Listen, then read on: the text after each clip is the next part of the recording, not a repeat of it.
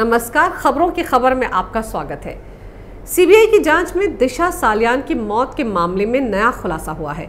मौत के बाद भी दिशा का फोन चालू था। सीबीआई के अधिकारी ये जानकर खुद हैरान रह गए हैं कि जो फोन पुलिस के कब्जे में होना चाहिए था, जिसकी फॉरेंसिक जांच होनी चाहिए थी, उस फोन से कोई बात कर रहा था। और तो और उस फोन से व्हाट्सएप कॉल किए जा रहे थे ताकि किसी को कुछ पता ना चल सके। लेकिन मुंबई पुलिस की ये लापरवाही पकड़ी गई है। सीबीआई ने तो सुशांत की एक्स मैनेजर दिशा सालियान और सुशांत सिंह राजपूत की मौत के कनेक्शन को भी खंगालना शुरू कर दिया है। दरअसल इन दोनों की मौत के बीच कहीं ना कहीं कोई बड़ा कनेक्शन तो है ही। याद है ना, दिशा सालियान की मौत की खबर के बाद सुशांत ने फ़ोन करके अपनी बहन मीतू से कहा था कि अब वो लोग भी मुझे मार देंगे। किन लोगों की बात सुशांत कर रहा था? किसकी तरफ इशारा था उनका? कौन लोग हैं जो दिशा सालियान की मौत के लिए जिम्मेदार हैं और कौन लोग हैं जिनसे सुशांत को भी अपनी जान का खतरा सता रहा था? और ताज्जुब तो इस बात का है कि दिशा और सुशांत की मौत के बीच सिर्फ 6 दिन का ही फर्क है, लेकिन दोनों की संदिग्ध हालात में हुई मौत को बॉलीवुड गैंग ने तुरंत आत्महत्या बताकर एक फेक नैरेटिव सेट करने की कोशिश की।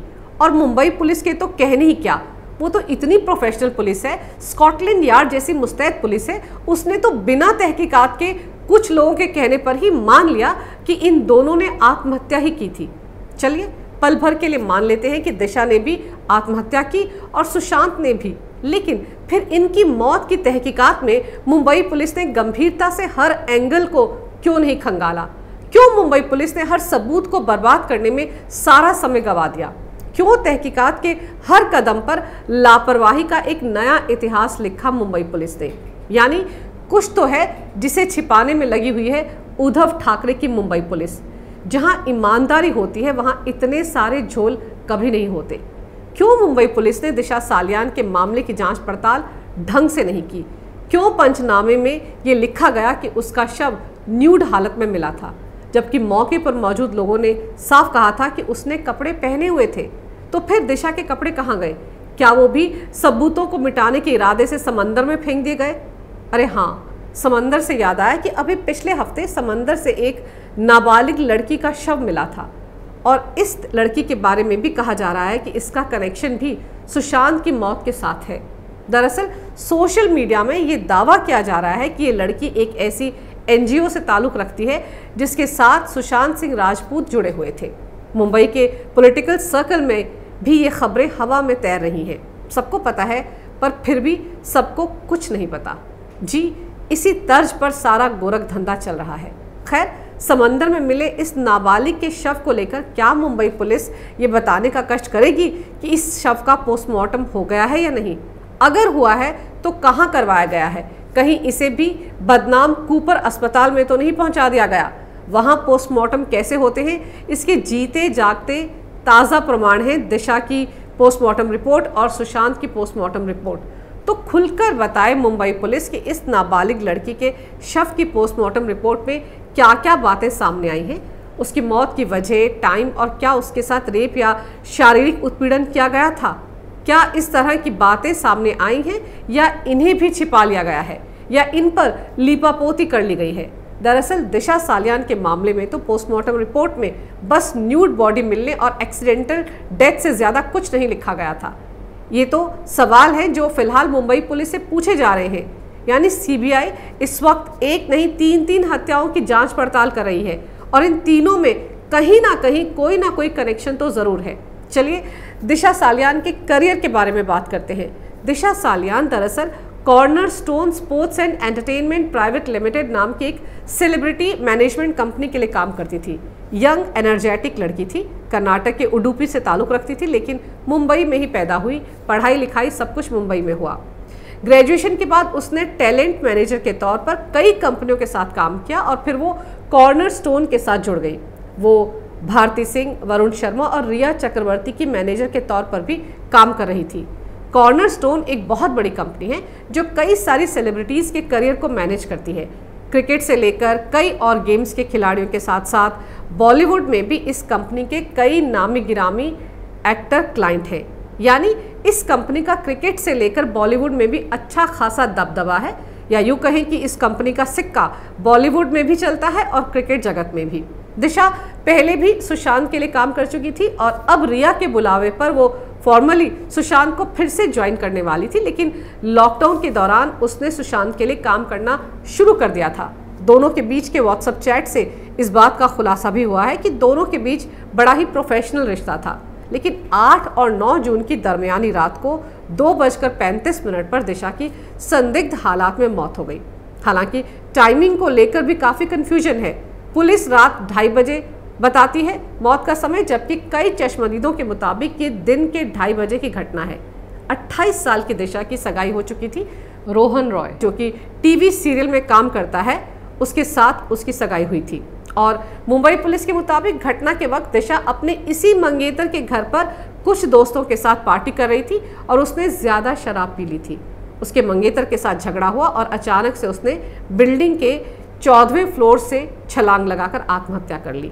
हालांकि पुलिसिया थ्योरी में यह भी दावा किया गया था कि पैसों को लेकर भी वो परेशान थी, कहीं से उसका कोई प्रोजेक्ट रिजेक्ट हो गया था, इसको लेकर भी उसे उस वक्त एक फ़ोन आया था, वगैरह वगैरह। लेकिन दिशा की मौत पर खुलकर ना तो दिशा का मंगेतर कुछ बोला, ना ही उस पार्टी में मौजूद किसी और ने अपनी जुबान खोली, और तो और दिशा के माता पिता ने भी तुरंत मान लिया कि उनकी होनहार बेटी ने आत्महत्या कर ली है और वो मुंबई पुलिस की जांच से पूरी तरह संतुष्ट थे।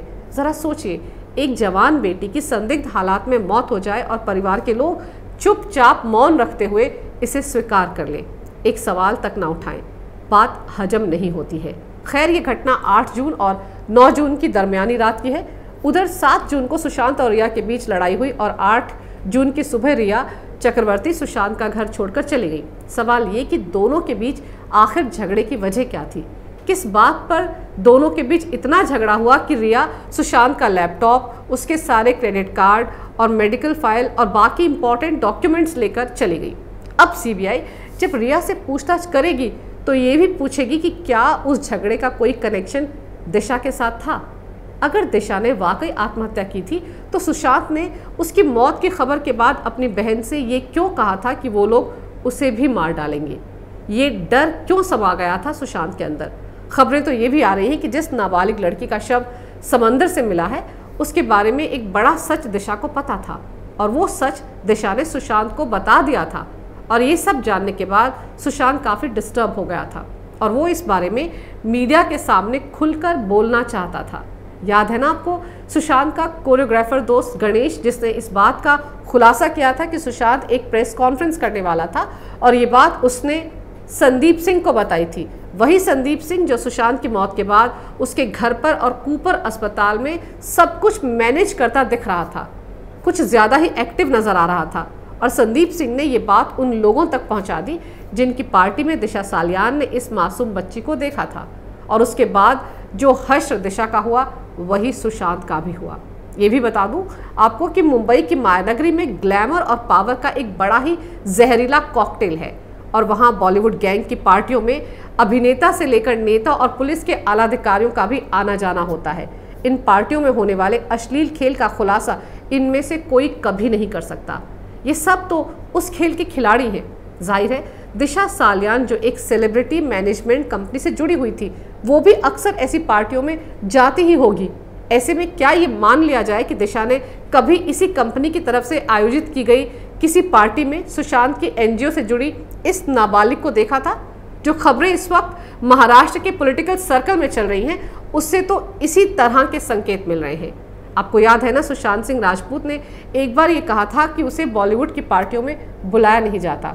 सुशांत को इन पार्टियों में क्यों नहीं बुलाया जाता था? उस सवाल का जवाब भी इन पार्टियों में होने वाले अश्लील खेल से ही जुड़ा है। सुशांत अनपढ़ गवारों की बस्ती में एक बेहद पढ़ा लिखा एक्टर था। वो वैसे भी कम पढ़े लिखे बॉलीवुड गैंग के बीच एक मिसफिट था। ना तो वो बॉलीवुड से था, ना उसका कोई गॉडफादर था, ना ही वो बॉलीवुड गैंग की भेड़चाल का कभी हिस्सा बन पाया। उसकी अपनी अलग पहचान थी और उसके अपने उसूल थे। सुशांत चैरिटी का काम भी छुप कर करते थे, बाकी बॉलीवुड गैंग के लोगों की तरह ढिंडोरे नहीं पीटते थे। केरल की बाढ़ में सुशांत ने 1.5 करोड़ मुख्यमंत्री राहत कोष में दिए थे। ये बात कितने लोगों को पता थी? सुशांत कितनी सारी एनजीओ के साथ जुड़े थे? गरीब बच्चों के लिए काम कर रहे थे, उनकी पढ़ाई लिखाई के लिए फंड दे रहे थे। उनकी सारी खूबियाँ ना उनके फैंस को पता थी ना बॉलीवुड गैंग को। सुशांत का दिमाग और तेज तर्रार होना ही बॉलीवुड गैंग के लिए सबसे बड़ा सिरदर्द और ख़तरा था। बॉलीवुड गैंग को डर था कि कहीं किसी पार्टी में आकर ये आउटसाइडर सुशांत सिंह राजपूत, जी हाँ आउटसाइडर सुशांत सिंह राजपूत, उनके अश्लील पार्टियों का सच ना देख ले। और वो तो मुंह भी खोल सकता है, वो इन बातों को कतई हजम नहीं कर पाएगा। और सालों से जो गंदगी, जो सड़ांध बॉलीवुड के अंदर ही दबी हुई है, वो निकल कर बाहर आ जाएगी। इसीलिए बॉलीवुड गैंग उसे अपनी पार्टियों में कभी नहीं बुलाता था। आपको याद है ना कृति सेनन की वो पोस्ट जो उन्होंने सुशांत की मौत के बाद 16 जून को लिखी थी। इस पोस्ट की शुरुआत में ही कृति ने सुशांत के लिए एक बेहद इमोशनल बात लिखी थी। सुश, मुझे पता है तुम्हारा प्रतिभाशाली दिमाग तुम्हारा सबसे अच्छा दोस्त था और सबसे बुरा दुश्मन भी, लेकिन इस बात ने मुझे अंदर से पूरी तरह तोड़ कर रख दिया है कि तुम्हें जीने से ज़्यादा आसान मरना लग रहा था। काश उस समय तुम्हारे पास ऐसे लोग होते जो तुम्हारे इस बुरे समय में तुम्हारी मदद कर सकते और ये समय आसानी से कट जाता। काश तुमने खुद से प्यार करने वालों को खुद से दूर ना किया होता। काश मैं तुम्हारे अंदर जो कुछ टूट चुका था उसे जोड़ सकती, लेकिन मैं ऐसा नहीं कर पाई। मेरे दिल का एक हिस्सा तुम्हारे साथ जा चुका है और एक में तुम हमेशा जिंदा रहोगे। मैं तुम्हारी खुशियों के लिए प्रार्थना करना कभी नहीं छोड़ सकती। अब सवाल ये उठता है कि कृति ने ऐसा क्यों लिखा कि तुम्हारा प्रतिभाशाली दिमाग तुम्हारा सबसे अच्छा दोस्त था और सबसे बुरा दुश्मन भी।